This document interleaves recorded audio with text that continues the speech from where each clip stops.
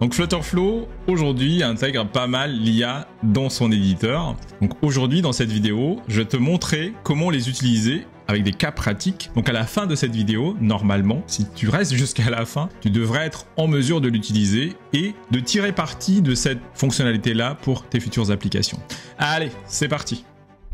Donc la première fonctionnalité qui intègre l'IA, c'est les thèmes. Donc petit rappel de ce que c'est que les thèmes dans Flutterflow. Les thèmes dans Flutterflow, en fait, c'est l'équivalent des styles CSS. Donc c'est à ce niveau-là qu'on va définir les différentes couleurs qui vont être utilisées au niveau de notre application. Donc par exemple, si j'ai cette page-là, je vais pouvoir utiliser les thèmes que j'ai définis dans la page de configuration des thèmes pour appliquer des couleurs au niveau de ma page. Donc là, j'ai que du noir et du gris, du blanc. Donc là, si par exemple je sélectionne celui-là, Secondary Background. L'avantage d'utiliser les thèmes, en fait, c'est que tout est centralisé. Ce qui fait que, par exemple, vous avez défini des couleurs pour votre app bar. Donc tout votre app bar va utiliser la couleur Secondary Background. Si à un moment donné, on vous dit que finalement, non, la couleur c'est pas gris, c'est rouge, il vous suffira de modifier tout ça au niveau de la configuration des couleurs au niveau des thèmes. Donc il y a également d'autres données qui peuvent être configurées, notamment les typographies et icônes. Donc les typographies, c'est les polices de caractères. Les icônes, bien entendu, c'est les icônes. La partie design system, c'est tout ce qui est lié à au design de votre application. Il y a les thèmes widgets aussi, donc c'est les thèmes configurables. Mais pour le moment, on va parler de l'utilisation de l'AI pour le couleur. Donc pour cela, hop, on va dans couleur, on va dans Generate AI. Donc si vous avez l'habitude avec ChatGPT, en fait ici, il s'agit d'un prompt sur laquelle vous allez pouvoir demander tout simplement ce que vous recherchez. Donc par exemple, là, hop, j'ai ce texte-là en fait qui décrit le thème que je souhaite faire. Donc hop, pour éviter de taper, je vais juste le copier et je vais le recoller ici. Créer un thème qui se rapproche de plus du design Facebook, blablabla. Et je valide. Et une fois que j'ai validé, lui, il va travailler et va me générer, me proposer cette couleur-là. Donc, il suffit pour moi de sauvegarder. Et la couleur en question, il va être appliqué au niveau de mon thème.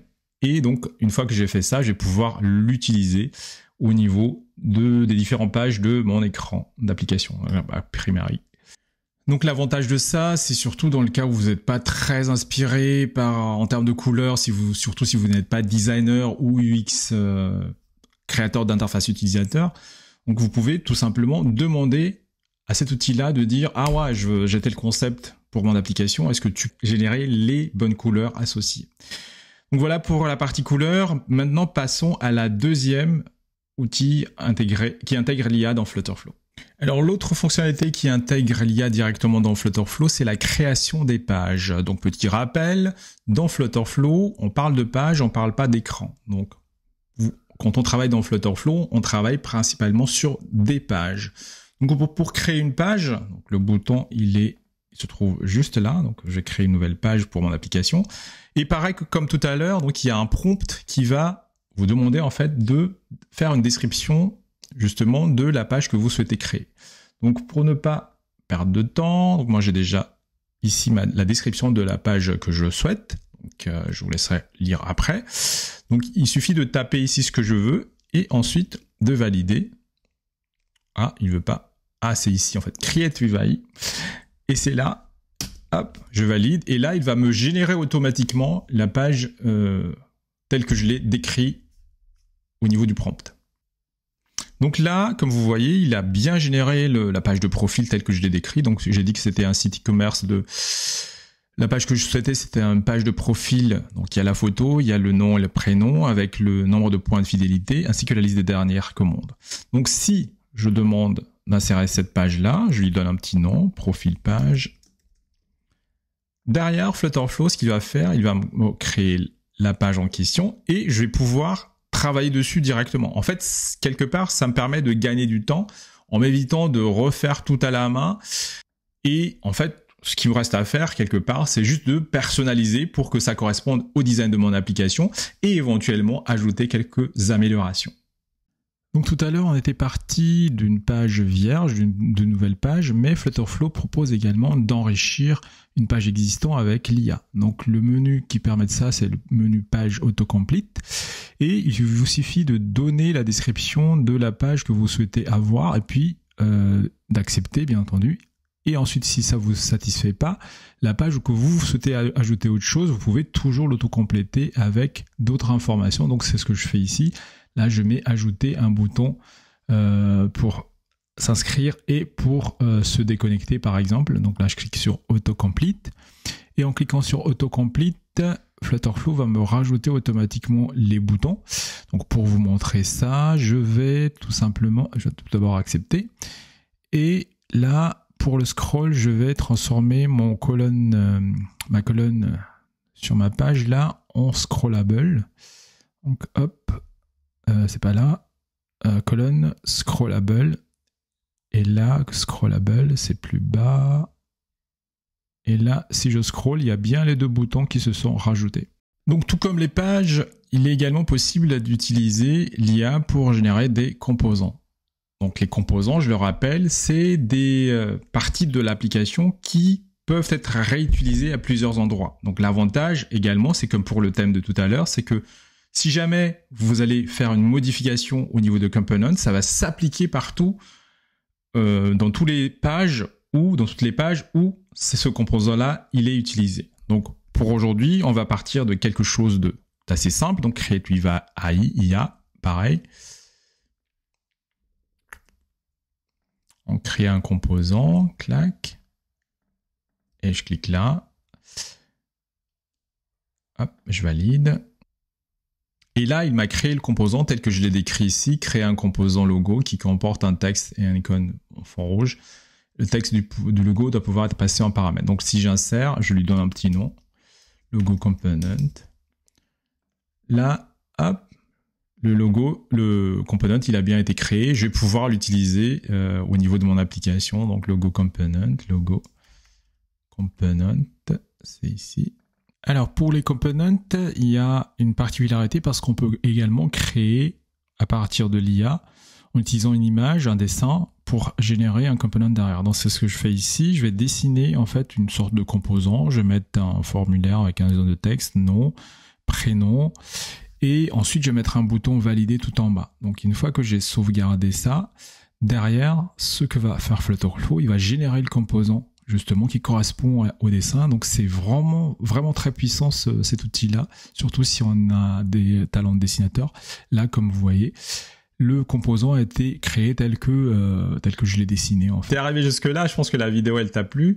Allez, je t'encourage à me lâcher un petit like ou si t'es pas encore abonné, bah abonne-toi pour être au courant des nouveautés parce que moi je publie des vidéos sur Flutterflow quasiment toutes les semaines. Donc si tu veux progresser, l'idéal en fait c'est d'être abonné et d'activer la cloche. Comme ça, tu vas être notifié des prochaines vidéos qui vont arriver.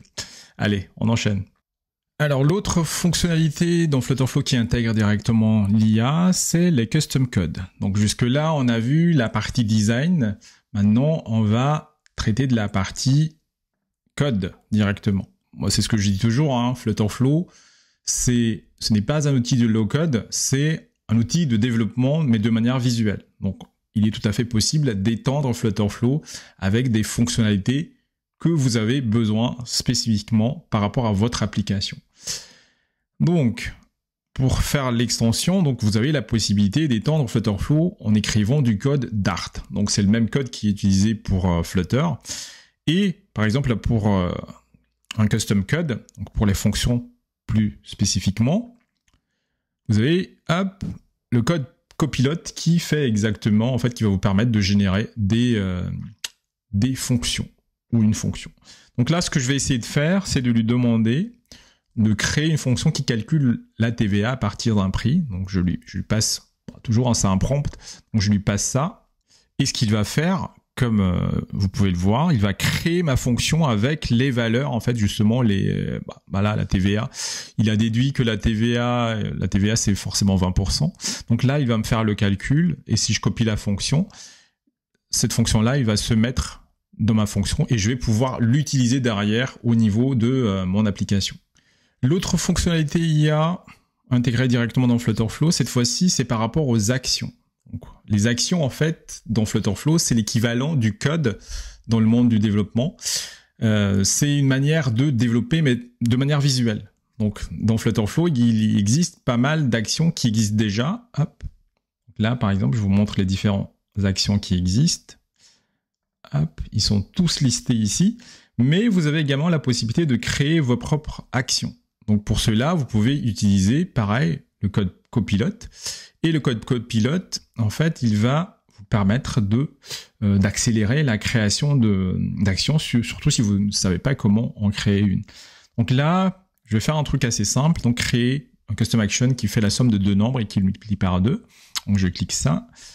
Et ce qu'il va faire, Flutterflow, il va tout simplement faire la génération de cette action-là pour nous. Donc voilà le custom action. Hop. Save action, je vais lui donner un petit nom, save.